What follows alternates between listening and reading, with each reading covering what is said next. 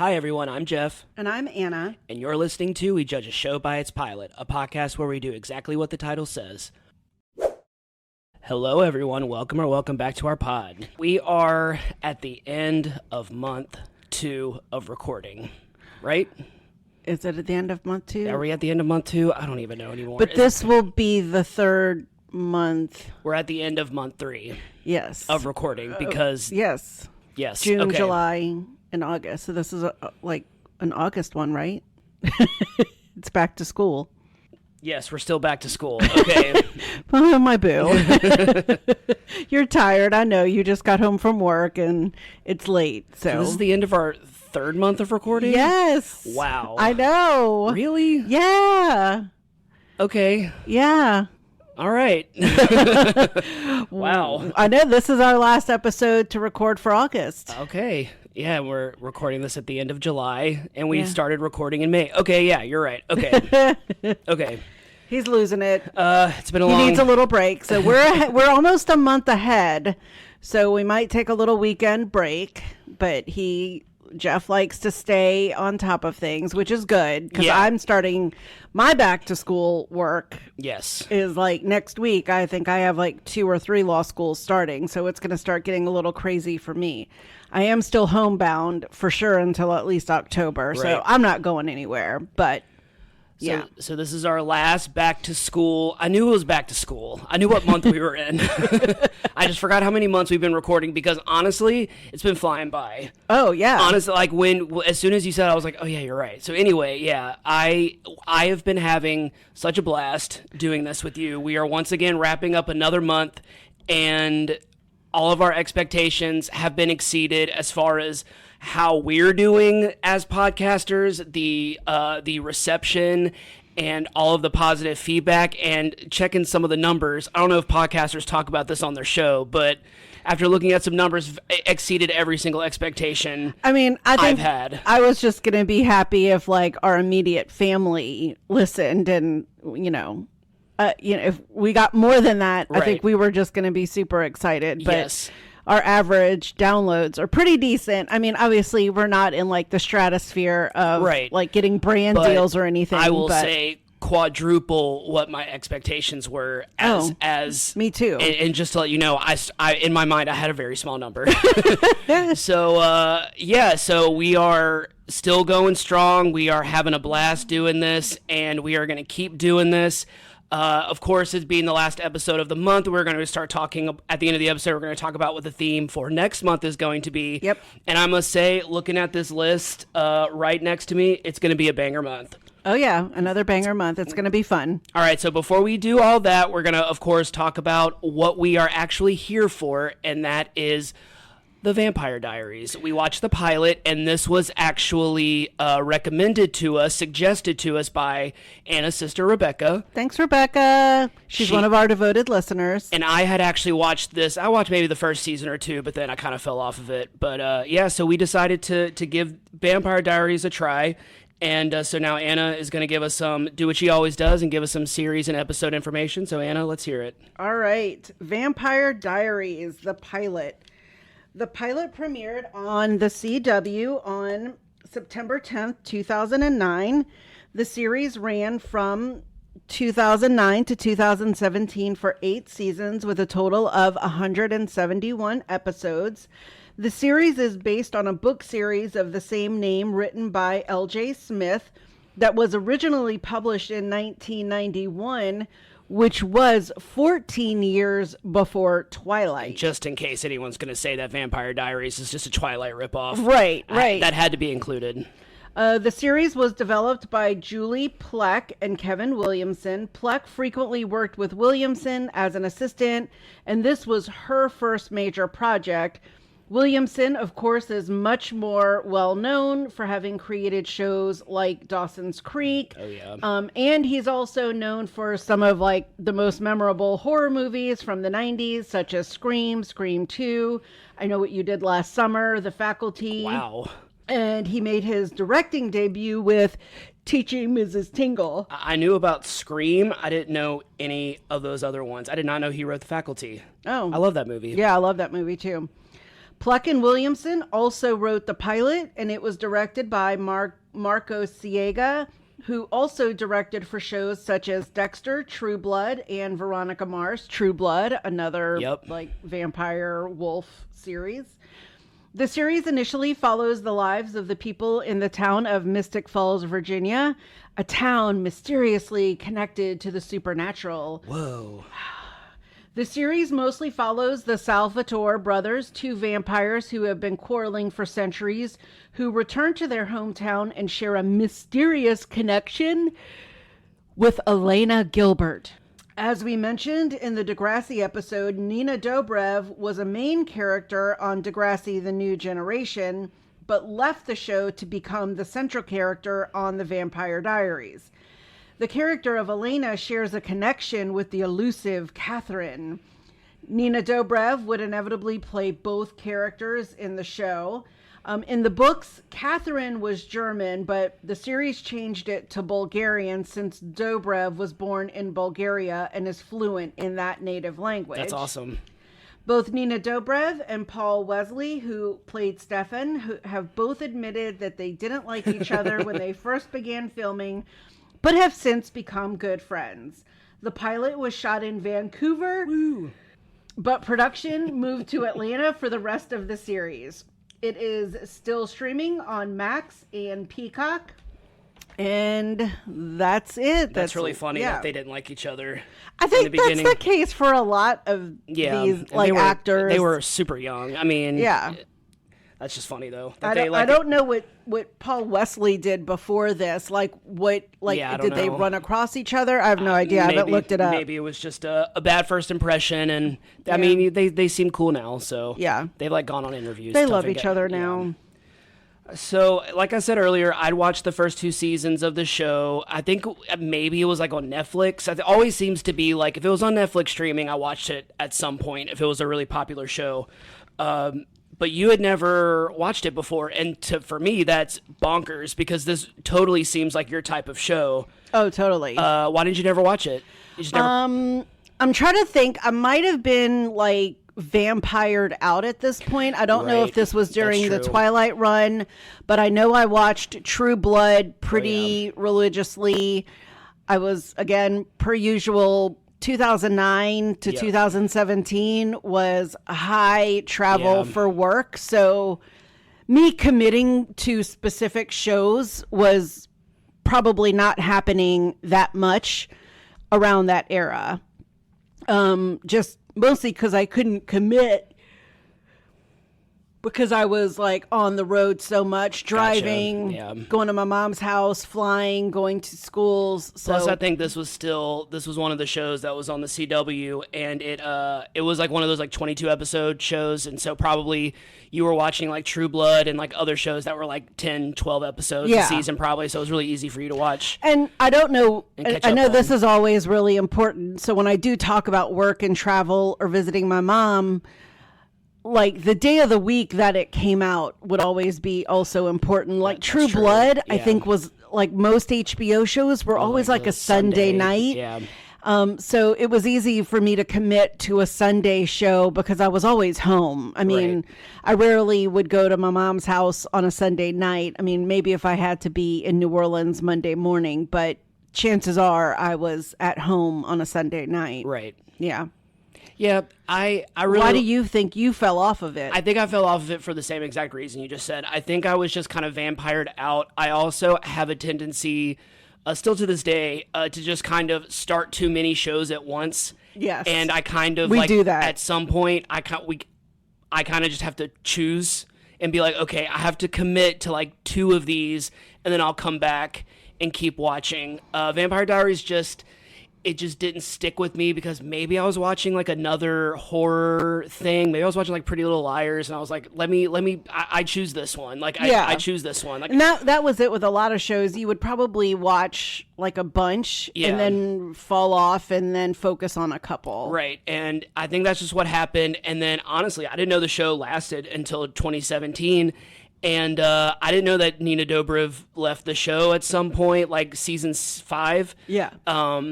So yeah, I didn't really know a lot about it, honestly, until we started doing research on the show. I was like, oh, I thought it ended. I thought it was like a four or five season type show. Yeah, because when I was looking and I was like, oh, Nina Dobrev left in season 5, you thought like she was maybe just the last season. Yeah. And I was like, no, she was out. More, yeah. Yeah, they started focusing on a couple of the other friends and things.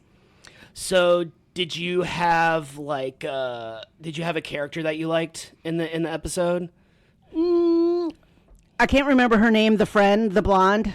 Was it Caroline? No, that's not her name. I can't remember her name. I don't know why I think it's Caroline, but it's the blonde friend, the one who was like trying to hit on Stefan, and he was like, "It's not going to happen," and like kind of told her to her face.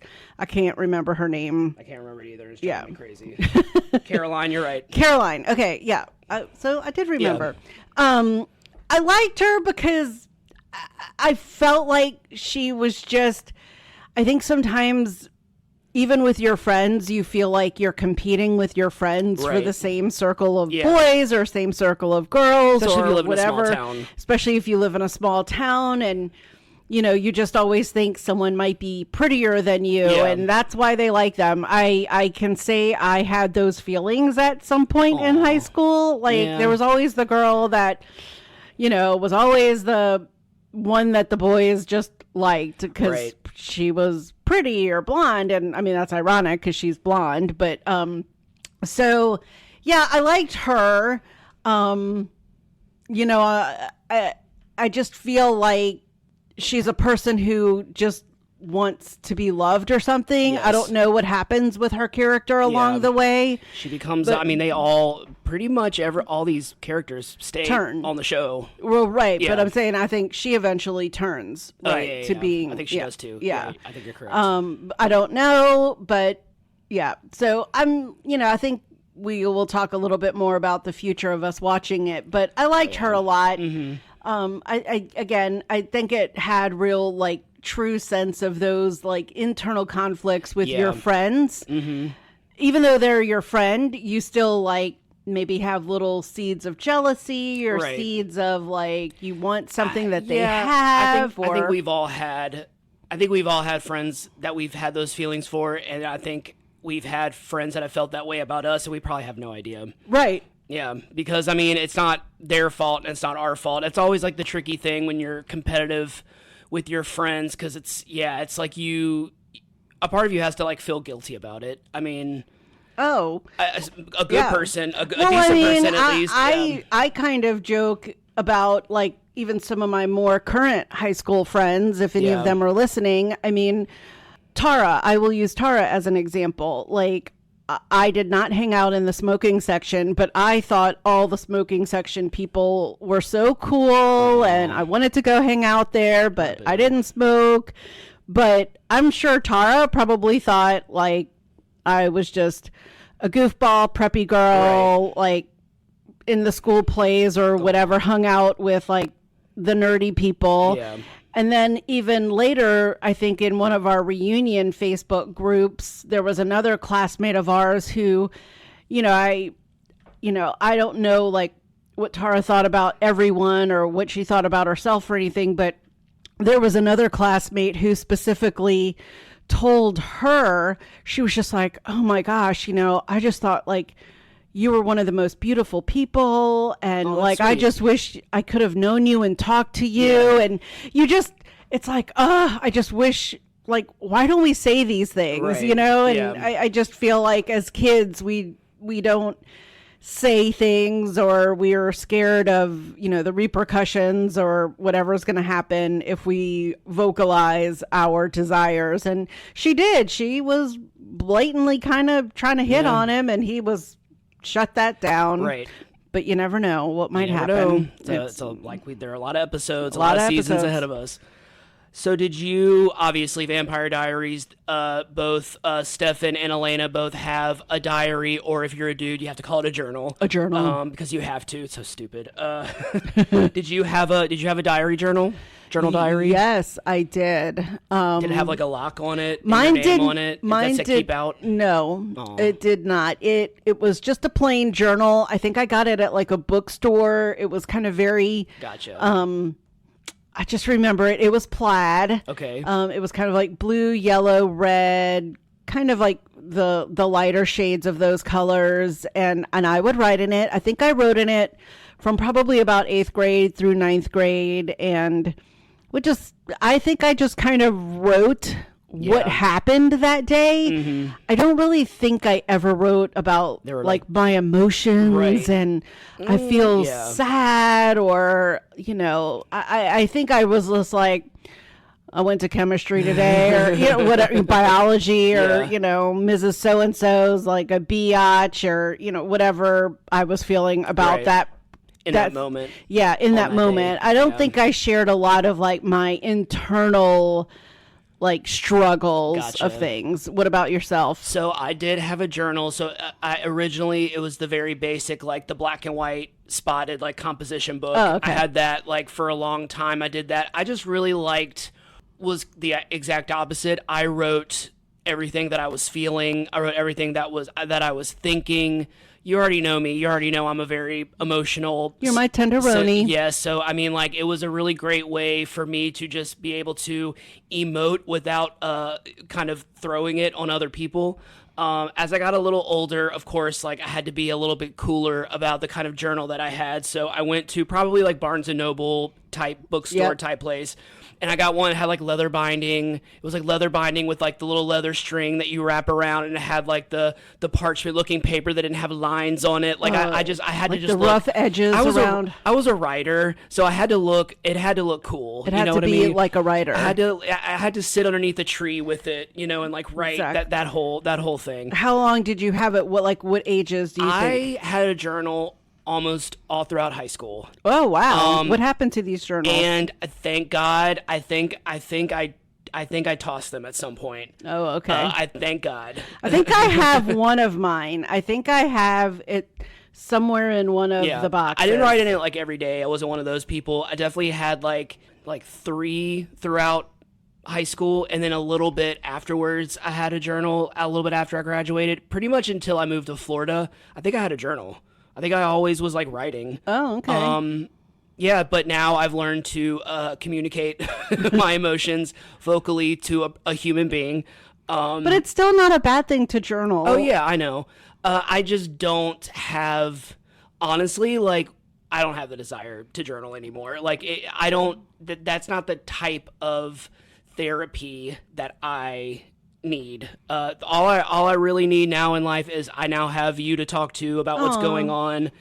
I do. I mean, I'm not just trying to be cheesy. I am being honest. Like, I don't need to write it down. I mean, maybe because you tell me. Just, everything. We're not joking. We tell each other everything. Like, we tell each other literally everything. Where did you keep your journal when you had it? Great question. I was going to ask you that. Oh, okay.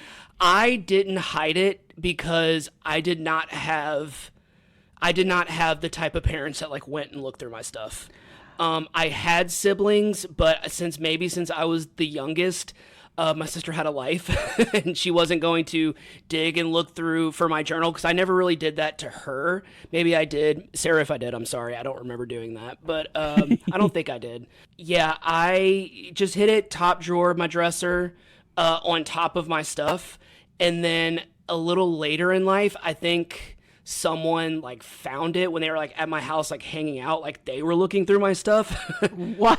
Okay. And so then I was like, maybe that's when I threw them all out, because I was like, these aren't important to me anymore. It was just like, these are memories that are just you. I hate saying useless, but like they were just, I was just reading them and I was just like, I feel nothing when I read these. So I mean, like, let's just. Oh, mine are funny. Let's just. I wish I would have done. I wish I was a little bit more carefree with mine. Maybe I would have had a little bit more of a laugh. But they were y'all. When I was a teenager, I was intense. I was an intensely emotional person. Maybe if you knew me back then, you would have never known. Maybe it was painfully obvious, and maybe I just remember it differently. But like, yes, I was intensely emotional, and that is what my journaling was for, was to emote all of the feelings that I was constantly feeling. Well, Where did you hide yours? Sorry, where did you hide yours? So I did have a parent, my mom, who would dig through all of my stuff. And so here's a funny story. So I don't know if this is appropriate for the podcast. So cut it. I had a friend who lost her virginity at some point in high school, and I wrote about it because it was something that happened that day, because that's what I wrote in my diary. Mine was just writing what actually happened that day, memorializing the day.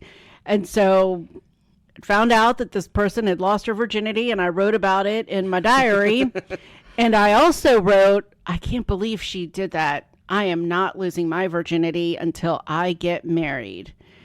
And I think my mom actually read that and held on to that until I got married. I'm not even kidding. People think I am so lying. And that's why we've started our joke. However many year joke of we both lost our virginities on our wedding night. Yes. At age whatever. Yeah. So mine did not have a lock. I would hide it in random places, knowing full well there weren't a lot of places to hide stuff. I mean, I did not have a lot of stuff in my bedroom. I went to your old house many times. Yeah, I had a bed, I had a dresser. The same as my room. Like, I think that was the other thing. There was really nowhere for me to hide it. Like, I didn't have a secret passage. Like, I didn't have like a secret compartment. I didn't dig. I mean, I had friends that like went through great lengths to hide their stuff from their parents. They would Shawshank Redemption style, like dig a hole in their wall. Oh my God. And there was just one person that did that, but like there were these that had like all these like elaborate like ways to hide their stuff from their parents, and I'm just like, yeah, I just put it in my top drawer. I mean, I and I don't know if my mom, well, she probably did, but not always. I mean, I think I've told you the kind of funny story about in my backpack how there was a religious group that would come and hang out outside of our school and give away free jewelry. And so, of course, since I never had any money in school, I just went and started talking to them, and they offered me some like wooden bracelets and a wooden necklace, and I thought it was like really cool. They invited me to dinner, and you know where this is going. Yep. Well, obviously, I did not have a car or anything, so it wasn't like I was really going to go to this place to go have dinner, but my mom found, the flyer. She found the jewelry in my backpack, and she freaked out and was like, what is this? And where are you going? And I was like, Mom, I just wanted the free jewelry. I wasn't really going to go to dinner. Like, how would I have gotten there? I think I was like a freshman. And so, of course, I think it was those things that my mom was always looking for. I mean, it wasn't like I did drugs or anything in school, so it wasn't like she thought I was hiding drugs. She just wanted to know. She just wanted to know what was up, and those were the things she did. Right. I mean, that was the parents' version of going on their kids' like Insta page or going on their Facebook page, seeing what their kid's up to. Like now, it's honestly less invasive, but maybe more telling. I mean, it's one of my favorite lines from Glee is when Artie is saying, like, my Christmas present is to my parents, stop trying to friend request me on Facebook. So, I mean, so those were my memories of having a journal. And, my mom did probably snoop in my room, but I don't ever think I had anything except my proclamation of staying a virgin until I got married. Aww. So... yeah, I didn't have anything. I mean, like, I'm sure if my mom, honestly, I think if my mom would have found my high school journal, she would just put it back down and be like, I'm leaving him alone. It was either that this boy has too many feelings. I was like, he needs deeply seated therapy now, with one or the other. So, like, my mom felt like, yes. She's going to be a good girl. And little did she know. No, just kidding. I think love you, Mom. I think my mom just thought I was a very dramatic, theatrical person, and I was in theater, so it made a lot of sense. Yeah. I think we all go through those stages. Oh, yeah. It's just always funny looking back on it. And Oh, I was just such an intense I'm gonna person. try to once I can walk again. Maybe I'll dig in one of my boxes to You just find made my that journal. sound so sad.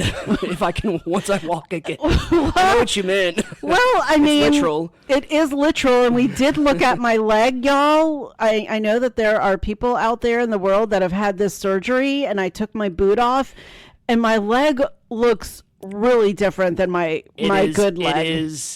It is noticeably. I'm not gonna try and be like no. Like it's one leg is flat, and the other leg is a normal calf. Like it's just kind of. It is very interesting how we were just talking about it before we started recording. How it's just so interesting how the human body is when you don't use a certain extremity or a certain muscle that you usually use constantly, and it's only been a short amount of time, but you already need physical therapy for it. And that's what I mean, we finally kind of like it triggered in both of our brains. We were like, that's why you need physical therapy. Yeah, because I feel like I could walk if left to my own devices, but I obviously probably shouldn't because my leg is like, what are you doing? Right. Anyway, we've gotten off track. We do that. Yeah, that's what this is all about. So we're down. That's our journal story. That's our journal story. Well, I mean, obviously that's going to trigger memories for both of us. Exactly.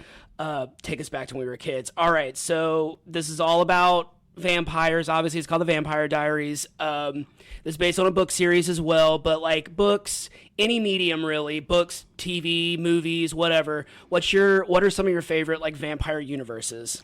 The first one I'm going to say is because it's the same age as me is The Count from Sesame Street. Awesome. Just kidding. That's so well, cute. No, he is because you know that I love Sesame Street. I mean, I love my Cookie Monster, my Oscar animal. I will say I also have a very early vampire love, and this one comes from my dad. So my dad was a merchant marine, and he was out on ships all the time. And so all of the men on the ship, they had like a TV, kind of like a living room set up, and they had a VCR. I love this story. And so all the guys usually were supposed to bring a couple of VHS tapes with them. So, because they would be out at sea for like 3 to 4 months. Right. 4 to 5 months at a time. So, they didn't have the internet and cable back like they do now on cruise ships and stuff. You were pretty much left to your own devices on these cargo ships. And so my dad got on one trip and he said no one had brought VHS tapes. I think he maybe brought one. And then like another man brought Love at First Bite, nice. The George Hamilton, Susan St. James movie. And he said they watched that movie every night for like 3 to 5 months of however long they were on this cruise. And he said by the time he got off, if he like never saw George Hamilton or Susan St. James or heard about this movie. So it always became a joke because I love that movie's like disco scene. Oh yeah. You love the night. I love the nightlife. Oh, yeah. And so I had always joked, if I had ever had a big wedding and had like a first dance with my dad, that would have been the song I would have wanted to do. But we didn't have a big wedding and we didn't have a first dance. We didn't even dance at our reception. We danced for the first time together like a year ago. Yeah. So that is one of my very first favorite vampire movies because of that story and just because I just thought it was hilarious. Like I kept thinking, because we go on a cruise ship and thank God you usually bring like 50 CDs. Or you have your downloads. I will, I will always be, when it comes to entertainment, I will always bring it because, like, I will always bring movies, I will always bring something because I think people think that a lot of time when they go on vacation that they're just going to be doing stuff nonstop, and it's like, no, there's plenty of downtime during a vacation. Sometimes I bring too much, sometimes I overwhelm our choices. Myself. But I'd rather have choices than none, like my dad and his crew. So, yeah. I think my other ones, of course, I will probably go with True Blood and, of course, Twilight. True Blood, because it took place in Louisiana. Yeah. It was filmed here, too. It was filmed here, I think, and well, so was Twilight. That's true. The later movies. I forgot about that. Actually, here in Baton Rouge, it was all the rage. They filmed off of Government or Acadian or by BRCC. Rumor had it that they lived in those apartments at Perkins Row. Yes. I don't know if that was ever true. Well, it was the same with the Avengers. They were living in the LSU houses by the LSU lakes. That was supposedly a thing. I think, who knows? Is it Jackson Rathbone who played Jasper? Mm-hmm. He had a band, and he actually did play downtown. So one of my coworkers at George's, I guess while they were filming it, he saw Jackson Rathbone at a bar and like hung out with them. Apparently, he's like super cool. I mean, like, I don't know. He's one of my favorites. I was like, I don't know what's going on with him nowadays, but I'm just saying at this point in time, Jody, my former coworker, he was like, oh no, he like took pictures with them, and he was like so cool and like good to his fans, and like understood that like when he goes out in public, like he is gonna have to take selfies. And you know, I understand when actors and celebrities like don't want to do that, but I also find it just as endearing when they love it. And that's kind of how Jackson Rathbone came across, according to my friend Jody. Well, I believe it because, you know, I just sent you that screenshot of that vampire event that's happening in New Orleans at the end of September. Mm-hmm.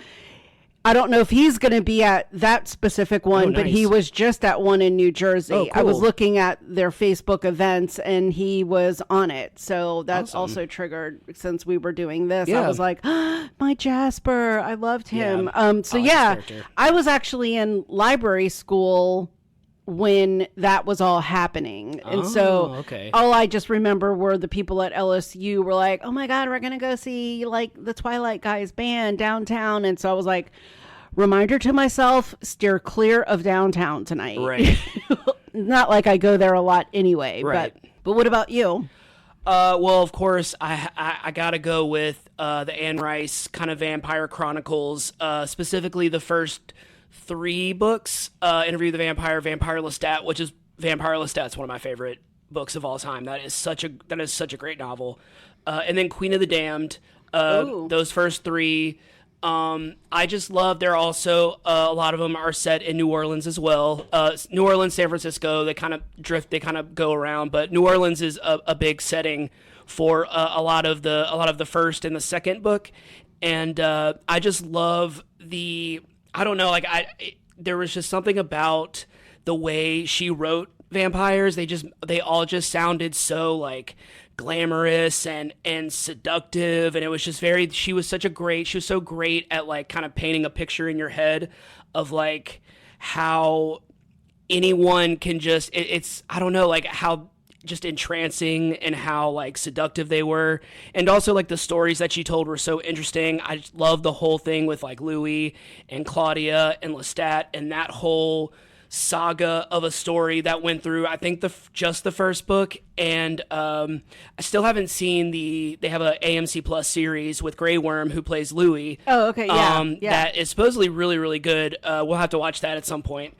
So speaking of Interview with a Vampire and part of that series, at the end of the movie Interview with a Vampire, when Lestat is leaving, I think he's leaving a movie theater, like it's in kind of central city of New Orleans.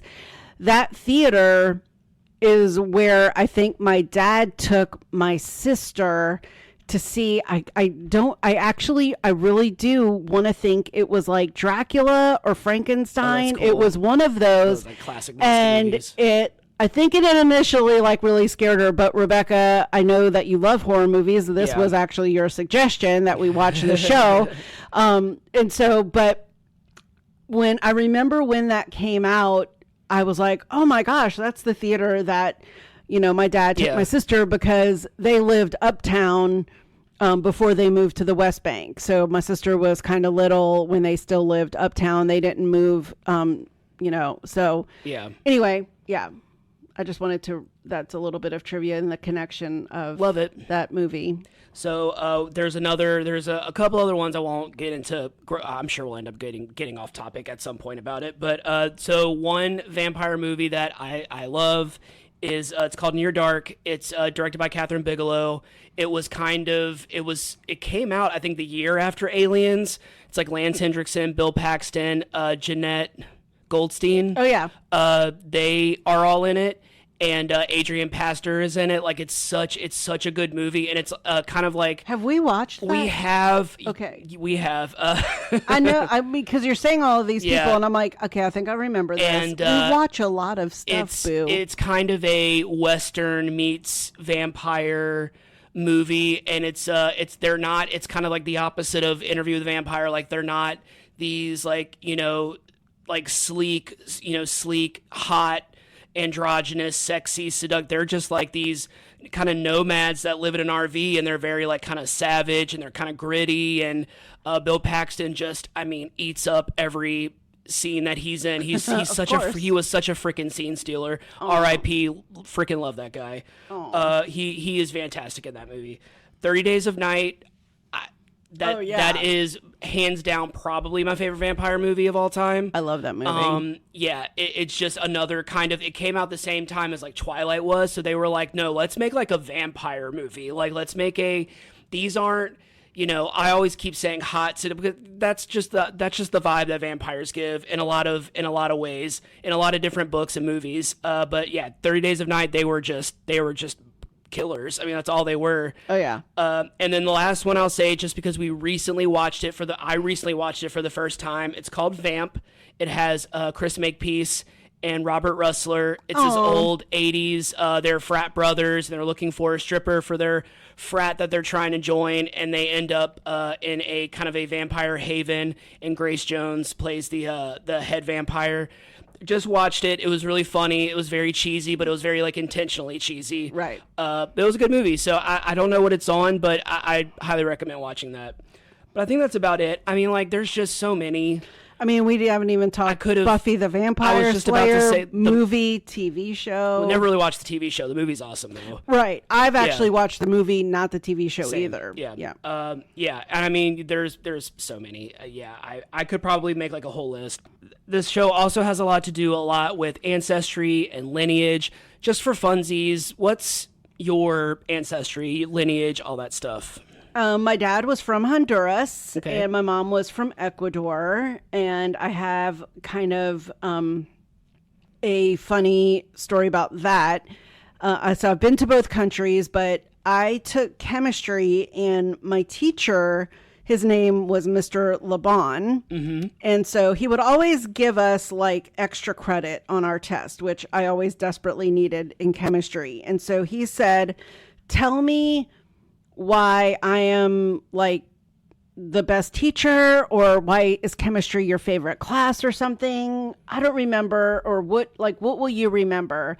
And all I wrote was something like, I love chemistry because of my lineage, because of, or why he was the best teacher. And I said, because you're like Simon Le Bon from Duran Duran, which means they last. And I think he kind of thought that was funny. Oh, okay. And he said, well, where did you come up with that? And I said, well, I'm Honduran and Ecuadorian. And so that has always been a running joke for me. And I actually won kind of a VH1 contest with that as well. When Duran Duran was coming back for a comeback in like the late 90s or something. And I know this because I was in law school at the time.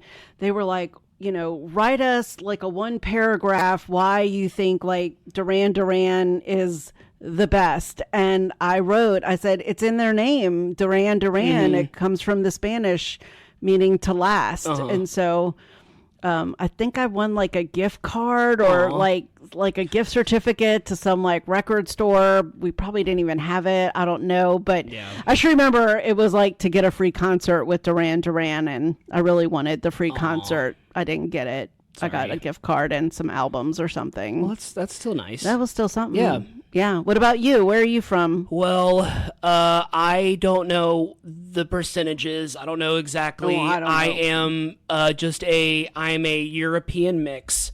But I would say the most prominent, or at least the one that I identify with the most, is Scottish. I'm very very proud of my Scottish heritage. My family has a tartan, and we are a clan, not that kind of clan. We are a Scottish clan, and I always, even though I wear the frickin' shirt every day, I always say the name wrong. It's McLean. McLean. Yeah, okay, I finally said it right. Yeah, I'm part of the McLean clan, and I have my family has a castle in Scotland. It's like a singular tower, but I mean, like It's like a rock or something somewhere. My dad took a picture of it. He's like, this is what's left of it. I'm like, is it just a room that you just stand in? And he's like, yeah, pretty much, but it's still pretty cool. And I know that I also, the other ones that I know that I have is part Welsh and then part Luxembourgian on my mom's side of the family. That's the one that I did a ancestry project on in 4th grade, where it was the first of my mom's side of the family to move to America. That guy, yeah. I think it was like my grandma's like great grandfather or something like that. Where in the U.S. has your family lived? For the most part, I know that my dad's side of the family partly is from Missouri, mostly from Asheville, North Carolina. That's where there's even a small town outside of Asheville called Bun Level, which is named after my great grandmother's maiden name. Her last name was Bun, and I don't know where Level came from, but it was Bun Level. I don't know if my dad just made that up or if that's real, but I'm pretty sure it's real. And then my mom's side of the family, I think, was somewhere else in the Midwest. I think maybe it may have been Missouri as well. But that was they mostly lived in Tennessee. I think that's mostly where my mom's side of the family is from. Before that, I have no idea. And my stepmom is from Minnesota, which I constantly forget about. Oh, okay. Because she was born and raised in Mississippi, but her family is originally from Minnesota. Got you. Yeah. So yeah, there's nothing fancy, just some basic European lineage, yeah. Some South American, Central American, you're Europe. Yeah. European. Very much so. Yeah, we're a good blend. We are. All right. You want to get into this plot summary? Yeah, do it. Okay, so the episode begins with a couple, Darren and Brooke, driving their car when suddenly the area fills with thick fog. Okay, this fog is something fierce. Like how you do not realize that danger is afoot when all of this fog just literally rolls out of nowhere. Like, it's like a disco party. 'Cause that's how fog works. Yeah, it's like there is fog. Okay, so sorry. I could, as soon as I saw thick fog, that just immediately we kind of kept making jokes about it. Suddenly the area fills with thick fog and they hit someone. They stop to see if the person is injured. However, both of them end up both being killed by this person, implying, obviously, we're watching Vampire Diaries. This is a vampire. Correct. In the small Virginia town of Mystic Falls, Elena Gilbert and her brother Jeremy cannot come to grips with the fact that their parents had recently died in a crash involving their car driving off the edge of Wickery Bridge, and they are both being looked after their Aunt Jenna, who's like, I'm not a regular aunt, I'm a cool aunt. She's one of those. Oh, yeah. Who acts more like their friend than a parent. Elena becomes emotionally withdrawn after recently breaking up with her boyfriend and former best friend Matt, while Jeremy turns to drugs to avoid dealing with his own feelings. He's basically just smoking a lot of pot. At school, Elena bumps into the mysterious new student, Stefan Salvatore. The mystery guy attracts Elena and clearly Caroline's attention. So this is what you were talking about a second ago. Yeah. Elena goes to the cemetery to visit her parents' grave and write in her diary. While writing, a crow appears and refuses to move even when she attempts to scare the thing away. It was kind of creeping me out because you still didn't really know what was happening with the crow. So this freaking fog comes back and she, kind of starts to panic, and then she runs. She trips, of course, because that's what you do in anything horror-related. When you're running away from something, you got to fall down. Of course. And then Stefan appears out of nowhere. Is like, hey, are you okay? And she's just like, are you following me? Like, what's the deal? And he's like, just kind of like, no, like I'm here visiting someone, or I'm here visiting someone. So we see that he's like, hey, are you okay? And we see that she is bleeding, that her leg is bleeding, and then we see the vampire face. Oh gosh, his eyes get dark and all the like. I have to say, for a television show, this show had really good special effects. Oh, okay. I was very impressed. Yeah. Especially 2009 standards, and for the CW, like I have to say, like I kind of forgot They had a budget. Yeah, they had some money. Oh, and she had Elena had like dropped her diary, and then so Stefan like she like turns around, and he's all of a sudden gone, which happens in real life. Then she goes home, and I think he goes to her house later, gives her back her diary, and she's just like, "Hey, did you read it?" He said no. And she's going to the grill. She's going to the Mystic Grill to meet her friends, and she invites Stefan to come along with her. So at the diner, at the cafe, Matt seems upset about his breakup with Elena, so he talks to Bonnie about it. Bonnie is actually my favorite character. We didn't talk about that a second ago, but Bonnie's my favorite character. We're kind of being led to believe that she is a psychic, but she hasn't quite figured out her powers yet. So Matt talks to his breakup with Elena to Bonnie, and Caroline walks in, so Bonnie goes to talk to her. They take a seat and wait for Stefan and Elena to arrive. Afterwards, Stefan is invited to a campfire party, which he agreed to go if Elena goes to. She agreed. So Caroline is like thirsty for Stefan. Like she is going after this dude. And like you said, hey, girl, get it. If you want it, go and get it. Nothing wrong with it. But it just sucks when like, it's just so clearly like he's into someone else, and you just immediately kind of feel bad for this girl. One of her best friends. And I mean, it's like, hey, we finally have that. We live in this small town, which I can't imagine you get new kids very often. So yeah, it's probably like finally we get a new guy, and he's a hunk, and now we all have to basically fight over him. Right, and because she just broke up with her boyfriend, who was also kind of cute. So yeah, Elena seems to be the one that always gets the guys. Right. So, of course, Elena agrees because she seems like she really wants to get to know Stefan more. At the Salvatore house, Zach, after seeing the news about the two people who were attacked by an animal, asked Stefan why he came back and why he attacked these people despite his promise not to hurt anyone. Stefan denies that he had anything to do with the attack and leaves to attend the campfire party where Elena will be. So we're kind of being, this family member of Stefan is assuming that Stefan is the one killing, since he came out of nowhere, and then since he came back out of nowhere, and then all of a sudden all these people are getting attacked. It only seems natural that like you think it's him, and maybe he's hiding it, or maybe he doesn't realize he's doing it. Elena's friend Bonnie tries to make fun of her grandmother, who told her that she is a psychic, but she gets a picture of fog, a crow, and a cemetery when she touches Elena. So obviously it's exactly what happened at the cemetery. Intuitively, she suspects something is strange about Stefan. When they meet up at the campfire party after Bonnie touched Stefan, she felt blackness, death. Matt's sister Vicky, who looks like she's 35, is found. I was like, this chick looks like she's 40, and I don't mean that bad, but she just the way she was very young. She just looked very mature. She definitely did not look like a high schooler. No, Matt's sister Vicky is found by Jeremy in the woods, bitten by something they believe to be an animal. So earlier in the episode, Matt's sister Vicky, who Matt is Elena's ex, Vicky and Jeremy, Elena's brother, have kind of become friends, kind of like secret friends over the summer. They basically just like smoke weed together and hang out. But now that school started, Vicky kind of doesn't want to be seen with Jeremy. It's kind of bugging him.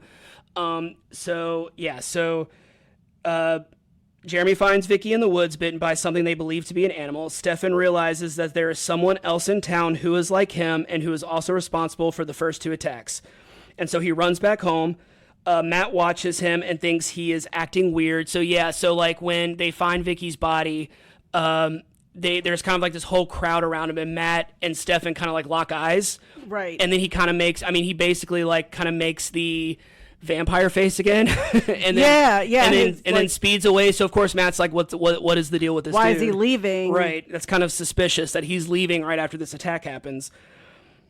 So as his sister is losing a lot of blood, Matt chooses to ignore that red flag. He informs Zach about it, and then Stefan's brother Damon, Ian Somerhalder, appears. Oh, Louisianian from Covington area, north of the lake. He's from the North Shore. Yep. So this is we are like, okay, now there's another vampire. This is probably the one that's killing everybody. The one. Stefan confronts Damon why he is in Mystic Falls despite his dislike of the town. Damon answers that he is in town because of Elena, who looks similar to a girl named Catherine, whom Stefan keeps a picture of from 1864. Damon tells Stefan to feed on Elena, and the siblings get into a fight. Damon, who is much stronger than his brother because he's feeding on human blood, so it's Twilight rules, right? I mean, like, I hate comparing it to Twilight, but it's like if you feed off of humans, you're more powerful than if you feed off of, like, regular animals. Isn't that usually the lore? Yes. Probably, maybe. Yeah, so much stronger than his brother because he's feeding on human blood, beats Stefan. Damon takes Stefan's ring, which seems important for their survival, though its features still seems mysterious, but he then gives it back. In the meantime, Vicky wakes up at the hospital with Matt by her side. She whispers the word vampire. And then drifts back to sleep. Matt is concerned but does not want to wake her. I kind of thought that the ring, I don't know, I could be totally wrong because we didn't talk about it and they didn't say it, but does the ring give him powers to be out during the day? Yes. So the ring, so the ring is what they I think Damon makes a reference to it. At the end, he's like, oh, maybe he said something about walking around sunlight, but that is what the ring does. Okay, that's what I was wondering. Yeah. Okay. So what did you think of Vampire Diaries? I actually really liked it. Mm-hmm. I mean, I love me a good high school drama, love triangle, mystery. I mean, all the, Ian Somerhalder, what's Stefan's name? Wesley? Paul Wesley. Paul Wesley. Yeah. He's pretty cute too. It was a good story. And of course, they leave you with the hook of who is Catherine? What is the relationship? Why do they love her? I also, and again, I have not tried to read ahead or read any plot summaries of future episodes or seasons, but like, I wonder if there's some sort of mystery with the parents dying. I don't know. I mean, I'm just to do with anything. I have no idea. I'm just making it up. It seems like very weird because Elena was with them and she was the one that survived. So does that mean anything? So again, I would watch it because I thought it was pretty good, and there was nothing that made me cringe really. Or think that it was bad. I mean, the cast is great. Yeah. I mean, like they got a great cast. It's for a CW, because we watch a lot of over the top, melodramatic, cheesy high school shows, and this one was pretty on a cringe scale. This was definitely like a 1 or a 2 on a scale of like 1 to 10. Like there really wasn't nothing bad other than the music, which I had a blast listening to. It was like like I hadn't heard some of these songs in like 15 years or something like that. I was like, wow, I forgot about that song. But it was great. I actually really love the music. I would definitely keep watching it because I don't have a clear memory on what happens. I have a very basic memory of watching this show, but it's nothing that I'm probably going to go into this knowing as much as you. I mean, for a lot of it, I'm not really going to know a lot. Gotcha. If we continue watching, which I think we will. Yeah, we will. All right, so we are not done with this episode. So end of the month, we're going to kind of make these last episodes of the last episode of the month kind of a special episode like we did with Gilded Age. It's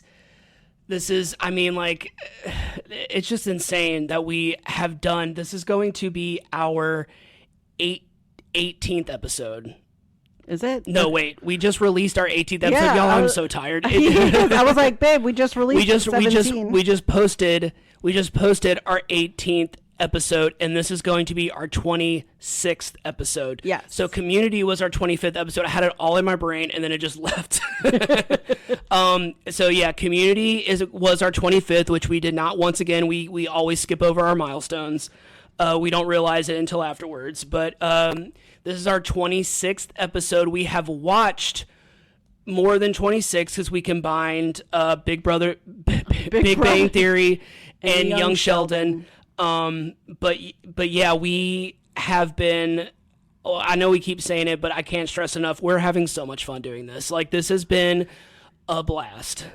I've loved it. Yeah, I'm also, we've talked about this before, but like, we're so surprised by who's listening, like who people in our lives that are like, yeah, we listen to your podcast. We're like, oh, okay. Like, awesome. That's great. Did you like it? What did you think? And how did we sound? Oh, we always want feedback. We always want y'all to tell us what you want to hear, maybe what you want to hear less of, what you want to hear more of, maybe something that you want to hear us talk about, like a subject matter, a story, whatever. Like, we're pretty open books. Don't have any anything kind of holding us back. But yeah, so we talked about our expectations. They have been exceeded far more than I could have ever imagined. I'm beyond grateful for it.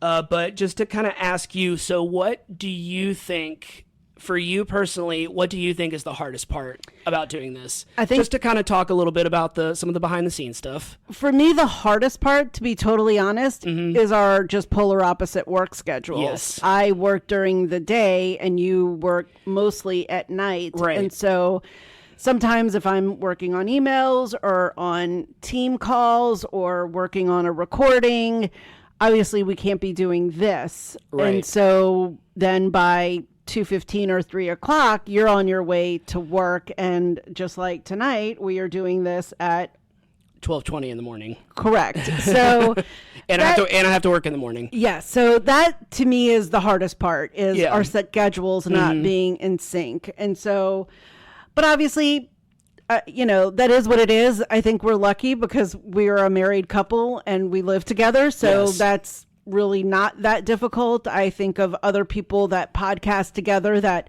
don't live in the same home, that have kids and dogs and live in different cities. Yeah. So, they have to figure stuff out, much more difficult issues than we do. So that, to me, if that's the hardest thing, I think we figure that out.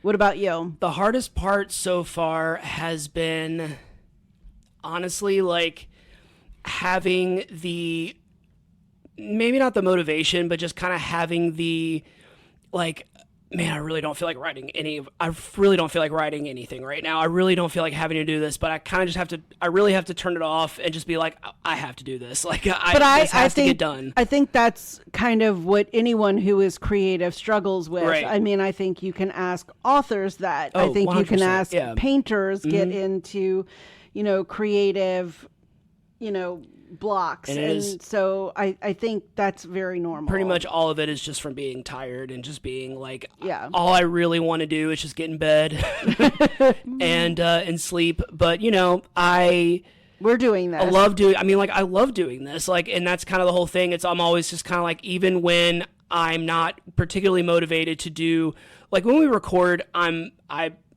however tired I am, however ready for bed I am, however hot I am, You're so hot. Thank you. We charge through it and we get through it. And the hardest part really is just staying motivated when you only have one full day off from work and you have to edit and write out all the script. Well, not scripts, but write out all of like our episode information and doing all of that. But at the same time, I love doing it. So it's just like, I love just accessing that part of my brain that loves making lists, that loves writing things out. So what's been like the easiest part for you? We talked about the hardest. What's like the easiest part? I think the easiest part, or the most fun? The most fun is just us talking. Yeah. Because I think I've mentioned before, we do talk about the questions to one another. Like, you'll ask me, do you have any questions? Here are my couple of questions. But we do not discuss our answers. We do not. Until we are actually recording. That was something we discovered that we sort of needed to do, because you would spring questions on me and I'd be like, okay, I'm not prepared at all for that. So we were like, we got to at least tell each other a couple of questions so we can mentally think of something to say. So I mean, I think the fun part is just talking to you and hearing just new stories. Yeah. I mean, like your journal story tonight. I mean, I think I've talked to you a little bit about my journaling. I don't know if I had told you the part about my mom reading it. No, which you have. was, Yeah. Oh, okay. Yeah, I think I tell that story quite a bit because people are like, no, really, your mom did not think that you were a virgin until you got married. I'm like, Nah. I think she did. She at least believed it for a good long time. But I mean, I was, right? No, I think us just talking and hearing these stories that we're kind of pulling out of our history, and it's been fun because I think sometimes I feel like this is also kind of a memorialization of us. Yes. In these recordings, so that we will have this. Yeah. So I like that. I feel the same way. It's pretty much the easiest part for me, the same as for you. The easiest part is just the recording process in general. We just have microphones in front of us. I mean, that's the only difference. How we live our normal lives. We would be sitting in our chairs watching these shows, having these same conversations. Like we've said before, we'll say it a million times again. We talk to each other constantly. All the time. We love talking to each other. We love telling each other everything. And this is just another way for us to, I mean, like you said, memorialize it, for us to look back and be like, remember when we did this? Or maybe we'll still be doing it and be like, remember these early days when we were sitting in the dining room and we were sweating and exactly. And Jeff was about 5 minutes away from putting an ice pack on his head because it was so hot one day when we were recording. I mean that part of it is always so much fun. I do love the memories that have been unlocked for me because looking back on my past, I'm very much and we've talked about, you and I have talked about this before. I'm very much a present and future person. I am not one to really be nostalgic or like look back. It's not that I had like a traumatic childhood or anything. It was just, I'm just very much like, I don't care about what's behind me. Like I'm looking at now and in the future. Like that's how I've always been. So it's not that I don't want to talk about my past. It's just I just don't think about it. And so it's just when we watch these shows, when you ask me a question or when you tell a story and it just unlocks something in my brain, like my teacher dumping out all of the stuff out of my desk in the middle of the classroom. I hadn't thought about that since it happened. Like I haven't thought about that in 31 years. Like it's insane that you keep all these memories and they just come out of nowhere. Like it's based been on insane. A TV show, based on a question that we just it was when you were talking about your cubby. Yeah, that was what it was. You were talking about your cubby being messy, and then it just all these little. You were like, I'm messy too. Yeah. Me too. Oh, I was a very messy little kid. But I'm still kind of am. No, so you are very neat. I am messy. I have come a long way. So that's been the easiest, most fun part is the recording. What I'm having a lot of fun doing is learning how to edit. I am still very much I am still learning new things, but I have gotten so much better. Because our first few episodes, I didn't really edit anything. I just added our sound bites and then that was it. Like I didn't really cut anything. But I think that's also really good in the sense, particularly since we don't practice, we don't do a run through of how well you and I communicate and like really riff off of one another. Granted, it's not perfect. I'm sure I've said some bonehead things and whatever, but I think hopefully it's easy. We do not have a producer. We do not have like a staff of any kind helping us. Jeff is doing all of the editing, all of the uploading, all on his own. And through word of mouth, we've gotten the response that we've gotten, and it's been great. Yeah. I know I keep going back to that, but like I just can't. I'm so insanely grateful. Like I mean, I'm going to be honest. I wasn't sure if anyone was going to listen to this. I'm going to be completely honest. I feel the same exact way. I thought all of our downloads were going to be us playing an episode one time on every podcast platform. And then maybe like, my mom would listen or Summer would listen, but we have people who are like, I've listened to every episode Y'all are so funny. I love listening to it. And I think a lot of people who know us give us a lot of feedback, but I've been looking at the stats, and there are plenty of people that we don't know that listen to our podcast. We really want to hear from y'all. I really want to hear from people that aren't in our circle, because I know y'all are listening. I see the stats. I think one of the other fun things was a couple, like Summer mentioned to us the other night. She's like, y'all have made me want to go back and rewatch this. And that was the point of a lot of this. And I think that's also really good is, kind of our age difference also lends to the age differences of a lot of our friends and a lot of our family, is that we may have been at different points in our lives watching the same show, and we took different things from it. So, I mean, I'm going to bring it back to Melrose Place. I mean, it's just kind of... I beg you to bring it back to Melrose Place every time. It's kind of like listening to their podcast. So good. When we watched the pilot and you were watching it for the first time, your reaction was like, oh my God, Jake is dating Kelly? Yeah. Like, she's in high school and he's in his 20s. And back then, I didn't think a thing of it. Well, you have to also remember that